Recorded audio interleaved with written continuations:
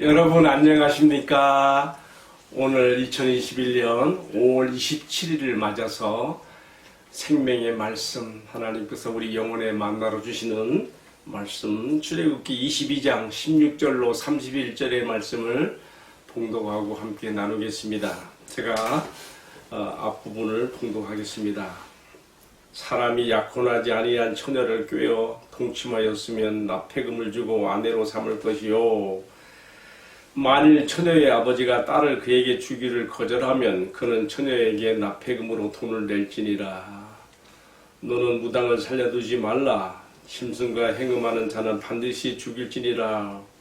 여호와 외에 다른 신에게 제사 드리는 자는 멸할지니라. 너는 이방 나그네를 납치하지 말며 그들을 학대하지 말라. 너희도 애굽 땅에서 나그네였으며 하라. 너는 과부나 고아를 해롭게 하지 말라. 내가 만일 그들을 해롭게 하므로 그들이 내게 부르짖으면 내가 반드시 그 부르짖음을 들으리라. 나의 노가 맹렬함으로 내가 칼로 너희를 죽이리니 너희 아내는 과부가 되고 너희 자녀는 고아가 되리라. 내가 만일 너와 함께한 내 백성 중에서 가난한 자에게 돈을 구워주면 넌 그에게 채권자같이 하지 말며 이자를 받지 말 것이며, 내가 만일 이웃의 옷을 전당 잡았거든 해가 지기 전에 그에게 돌려보내라.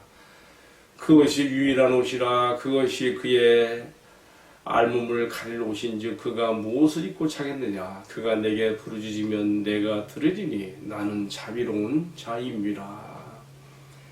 마지막 절 읽겠습니다. 너희는 내게 거룩한 사람이 될지니 들에서 짐승에게 찢긴 동물의 고기를 먹지 말고 그것을 개에게 던질지니라. 아멘. 지금 우리는 하나님께서 모세를 신의 산으로 불러들여서 캄캄한 빽빽한 구름이 둘러싸인 가운데서 모세에게 언약 체결을 위한 내용으로서 율례의 말씀들을 주시는 것을 볼 수 있습니다.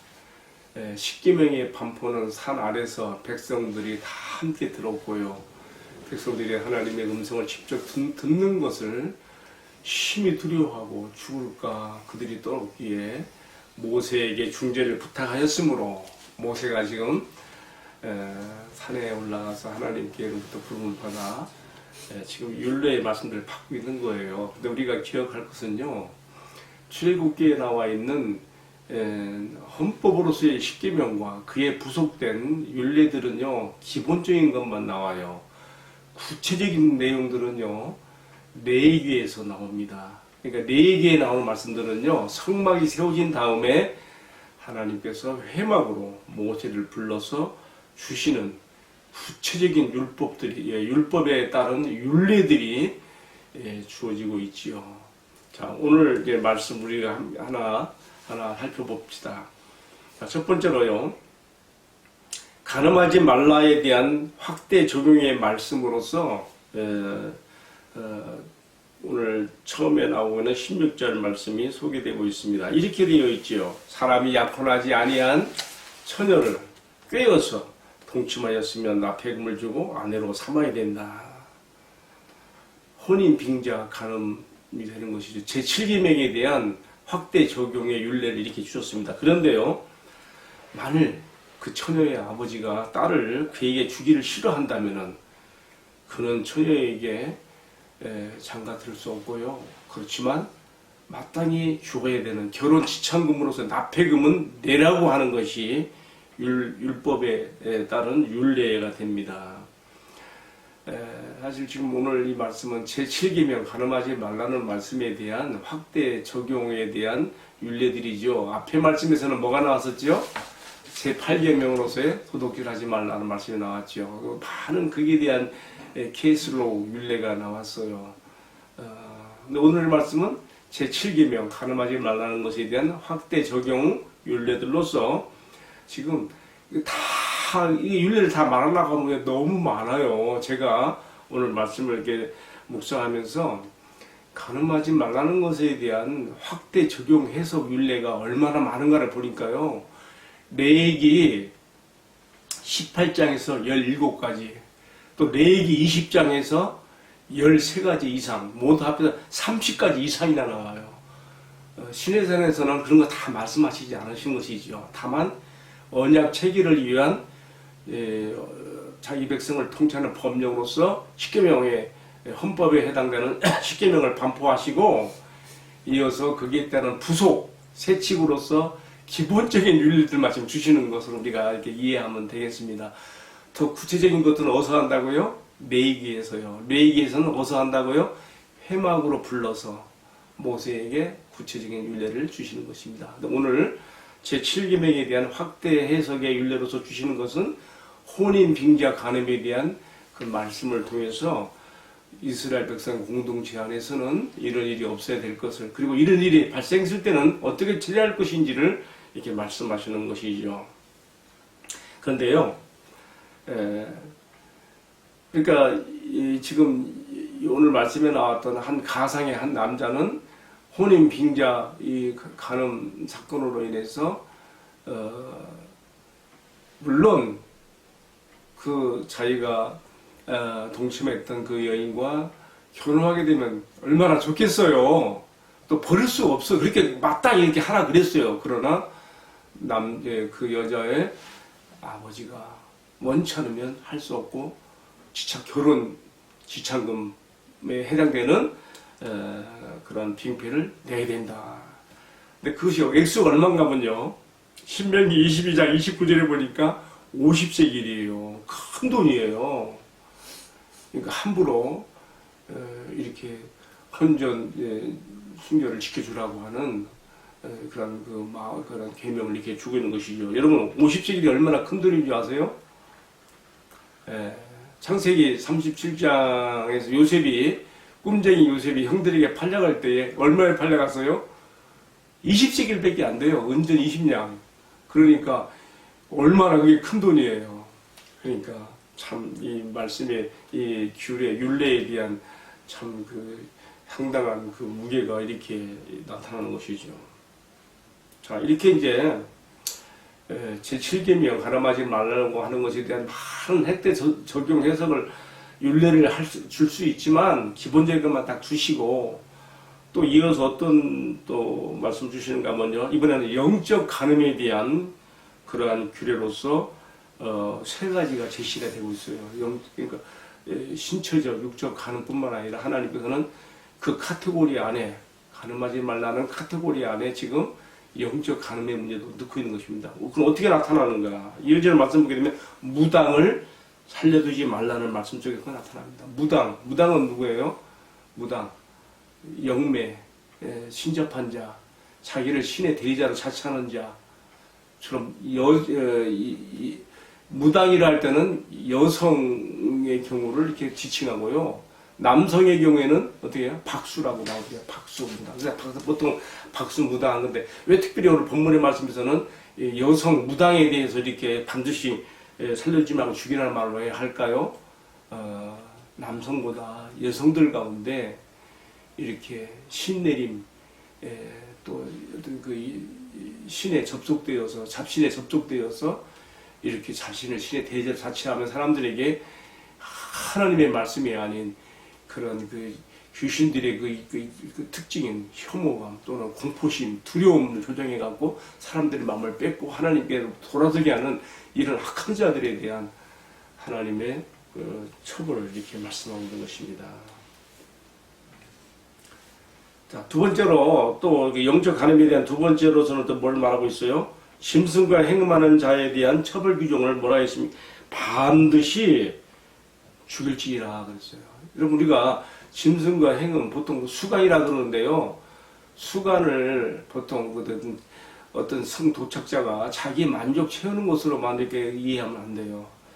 당시에 애굽인들과 가나안 이 원주민들은 많은 잡신들을 섬겼는데 그 잡신들이 다 무슨 형상이냐면 이런 동물, 짐승들의 형상들이 많거든요. 예를 들면 소를 섬긴다거나 염소를 실어 섬긴다거나 막 그러니까 이 수간을 함으로써 뭐 소문 소, 염소문 염, 그 동물이 그 짐승이 상징하는 신과 접속이 된다고 하는 그러한 잘못된 생각과 사고에서 이런 일이 벌어지는 것이죠. 영적 간음에 대한 경고를 이렇게 같이 이렇게 포함시켜서 말씀하고 있습니다. 그리고 또 세 번째 영적 간음의 세 번째는 뭘 말하고 있어요? 여호와 외에 다른 신에게 제사 드리는 자는 멸할지니라.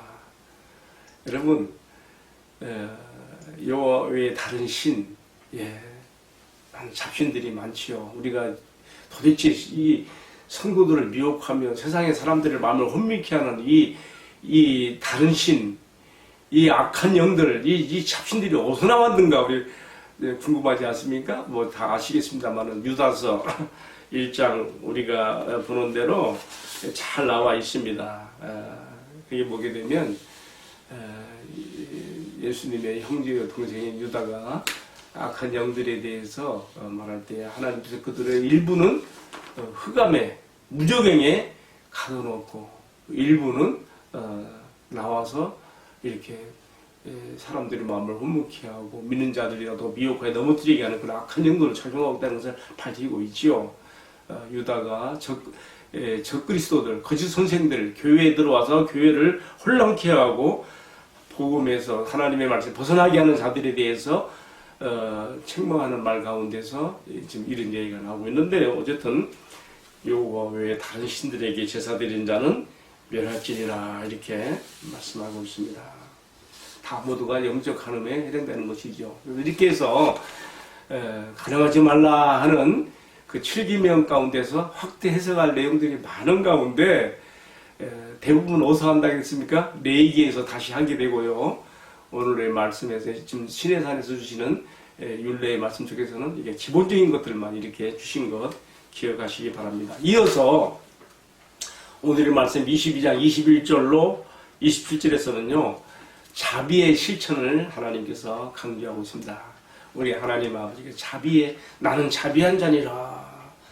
자비의 하나님이기 때문에 그의 백성된 이스라엘이 하나님의 자비의 정신을 자신들의 삶에서 반영하고 실천하기를 바라서 이렇게 하시는 말씀이죠.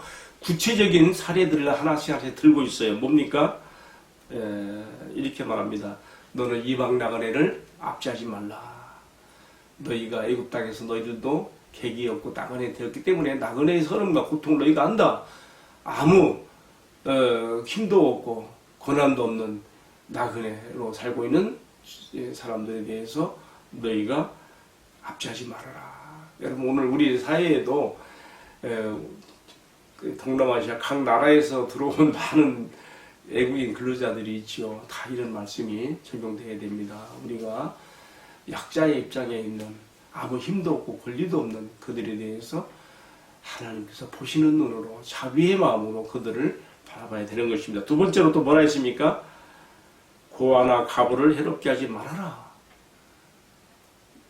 대개 이 사회에서 가장 힘없고 연약한 자들에 대한 대명사로 상징되는 말이 뭐예요? 고아와 과부지요. 과부와 고아.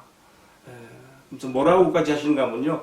그들을 만약에 해롭게 한다면 하나님 뭐라 했습니까? 내가 너희 나라에 전쟁이 나게 해서라도 두려운 말씀입니다. 칼이 내 나라에 임하여 너희가 다 고아가 되고 가보가 되리라. 남정네들이, 남편들이, 아버지들이 다 전쟁터에 나가고 다 죽어버리고 고아와 가부만 남게 되는 그런 참부회가 이를 것을 말씀하고 있어요. 참 두려운 말씀입니다.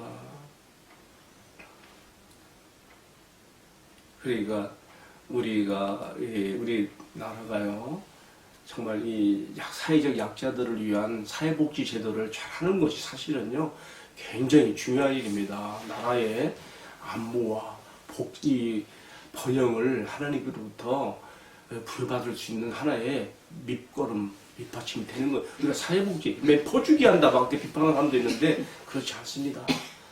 약자들을 돌아보고 그들에게 힘이 되어주는 그런 정책과 그런 자비의 실천이야말로 한 나라를 안정되고 부강하게 하는 원동력이 된다는 것을 우리가 이 말씀에서 다 우리가 배워야 되는 것입니다. 또 한 가지 뭐라 했습니까? 가난한 자가 돈을 빌리는 채무자가 됐을 때 네가 채권자라면은 그에게 이자를 받아내려고 네가 무자비하게 해서는 안 된다. 좀 하나 예를 들었지요. 어떤 예를 들었습니까? 자기 재산이라고는 자기 몸을 둘 겉옷 천밖에 없어요. 보통 그것이 낮에는 햇빛 가리개로 터건으로 쓰여지기도 하고 밤에 잠잘 때는 이불 덮개같이 담요 덮개같이 이렇게 덮고 자는 것인데 이 가난한 자가 돈이 궁세에게 꼭 필요한 돈이 없어서 그거라도 담보로 잡고 돈을 빌릴 때에 네가 그 돈을 제초하지 마라. 이자를 받지 말아라. 같은 히브리인들끼리는 이자를 받지 말라 그랬어요.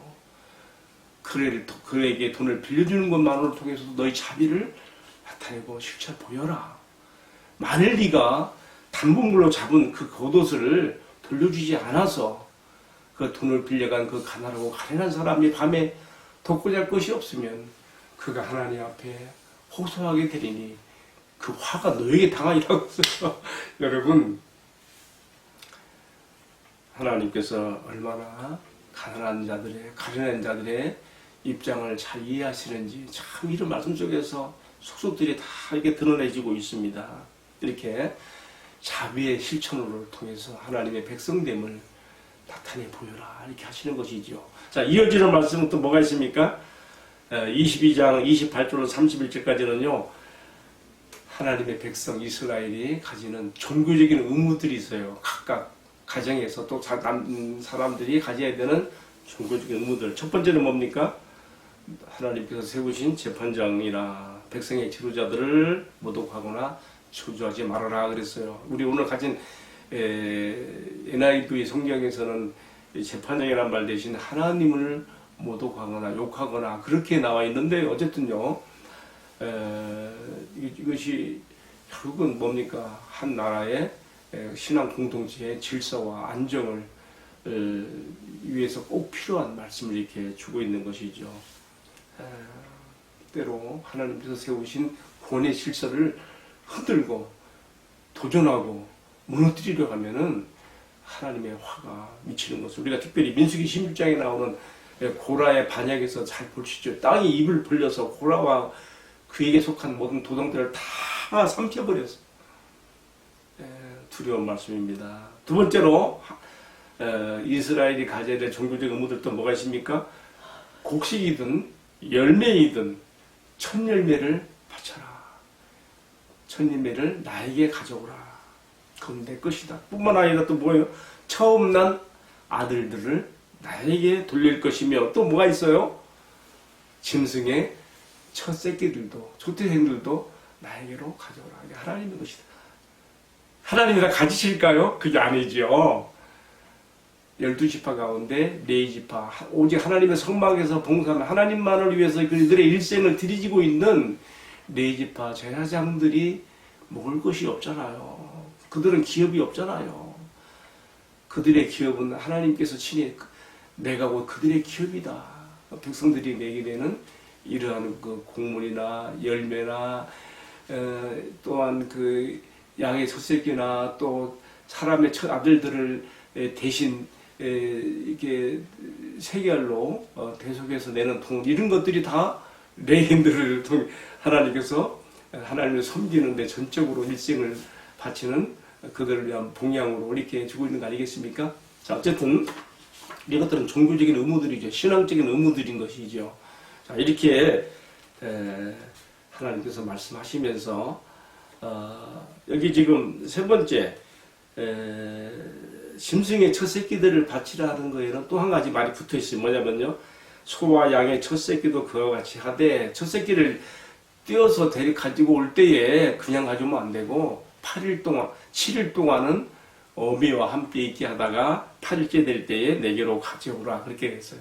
그러니까 하나님의 그 자비와 사랑이 말 못하는 짐승들, 모성애를 가진 짐승들까지 이렇게 세세하게 미치고 있으면 우리가 여기서 엿보게 되는 것입니다. 자, 제가 오늘 본문의 말씀을 좀 이렇게 길게 설명했는데요. 이와 같은 모든 말씀들에 대한, 모든 윤례들에 대한 총체적인 뜻으로서 오늘의 말씀 마지막 구절에 나오는 31절에 뭐라고 했습니까? 너희는 나에게 거룩한 사람이 될지니 속에 다 포함되어 있습니다. 거룩한 사람이 될지니. 그러면서 또 이게 또 뭐라고 단서가 붙은가 하면요, 너희는 들에서 짐승에게 찢긴 동물의 고기를 먹지 말고 그것들을 개에게 던질지니라. 이방인들은 들에서 이렇게 사나운 짐승들에게 찢겨서 죽은 이러한 가축을 먹을 수 있었습니다. 그렇지만 하나님 백성들은 먹지 말라 했습니다. 왜 그랬습니까? 이미 찢겨진 가운데 부정하게 됐거든요. 하나님의 거룩하심이 자기 백성들에게 반영이 돼야 되는데 어디까지 반영이 되는가? 음식 문제까지도 이렇게 반영되는 것을, 영향을 미치는 것을 볼 수가 있습니다. 이렇게 하면서 너희가 하나님을 사랑하는 이방인들과 구별된, 선별된 하나님의 거룩한 백성으로서의 모습을 갖추라고 하는 것입니다. 좀 시간이 많이 갔습니다만은 저는 오늘 말씀 가운데서 특별히 마음에 깊이 다지는 거 한 가지 있습니다. 그 뭡니까? 그것은요, 힘들게 살아가는 사람들에 대한 하나님의 배려와 자비를 특별히 오늘 말씀에서 보게 됩니다. 내 주변에 어렵게 사는 사람들을 볼 때에 내가 그들을 어떻게 상대하는가가 하나님 앞에 내 신앙의 수준을 드러내는 하나의 근거가 된다는 것을 우리가 조심해서 봐야 될 것입니다. 또 내가 그들과 어떤 관계를 갖는가에 따라서 나에게 올 축복과 저주가 변수로 작용한다는 것도 기억해야 될 것이고요. 또 그것은 한 나라의 안정과 번영에도 관련되어 있다고 하나님께서 말씀하셨습니다. 여러분, 이 세상을 살다 보면 참 부한 자도 있고 가난한 자도 있고 막 다 섞여 있죠. 그렇지만 잠언 22장 2절에 하나님 뭐라고 말씀하셨습니까? 빈부가 함께 섞여서 살고 있거니와 무릇 그들을 지으신 자는 나 여호와니라, 이렇게 말씀하시고요. 잠언 19장 17절에서는 가난한 자를 불쌍히 여기는 것은 여호와께 구워주는 것이니 반드시 그 선행을 갚아주시리라, 이렇게 말씀하셨습니다. 하나님의 자비가 얼마나 이렇게 가련하고 가난하고 힘들게 사는 사람들에게 나타나고 있는가를 우리가 이해해야 됩니다. 따라서 오늘 하나님께서 우리에게 주신 한 사례로서 몸에 둘 겉옷 하나밖에 없는 이 가련한 자가 돈을 빌려야 할 때에 그의 채권자가 어떻게 돼야 될 것인가도 우리에게 참 인상 깊게 마음에 다지게 되고요. 오늘 특별히 오늘 주신 말씀 가운데 두렵게 받는 것은요, 가난하고 힘들게 사는 사람들에 대해서 무시하거나 그들을 괴롭게 하게 되면은 그 나라에 전쟁이 임한다고 하는 무서운 경고. 너희들도 다, 너희 가정들이 다 과부가 되고 전쟁통에 다 고아들이 되어서 모두가 다 빈자나 부자가 따로 있는 게 아니라 다 함께 가난하고 다 함께 가련한 자가 된다고 하는 이 두려운 말씀 우리가 깊이 명심해야 되겠습니다. 따라서 우리가 이 세상을 살아가면서 사람들을 물질에 많고 적음으로, 돈이 많고 적은 사람의 그런 걸로 평가하거나 판단할 것이 아니라 한 사람 한 사람 하나님의 형상으로 지음받은, 하나님의 형상이 찍혀있는, 존중받아야 되는 그러한 사람들로서 우리가 상대해야 된다는 것을 오늘의 말씀의 교훈으로 봤습니다. 기도하겠습니다. 사랑하시는 주님, 지금까지 무겁게만 생각해온 율법의 조항들 속에 우리 하나님 아버지의 정의뿐만 아니라 깊은 자비와 사랑도 함께 담겨 있는 것을 보았습니다.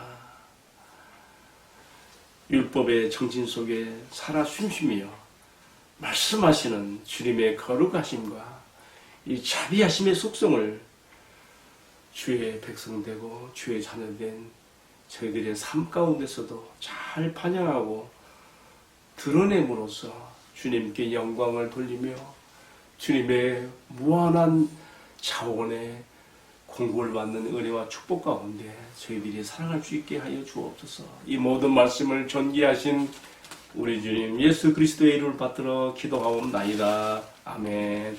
마쳤습니다. 감사합니다.